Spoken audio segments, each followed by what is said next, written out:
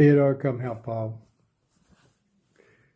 I took your broken chair and I put some dowel rods in it and glued it back together and put a couple of clamps on it. So now I'll let it dry and finish it up. Okay, Theodore, come help Paul. Got it back together, 3 coats of polyurethane.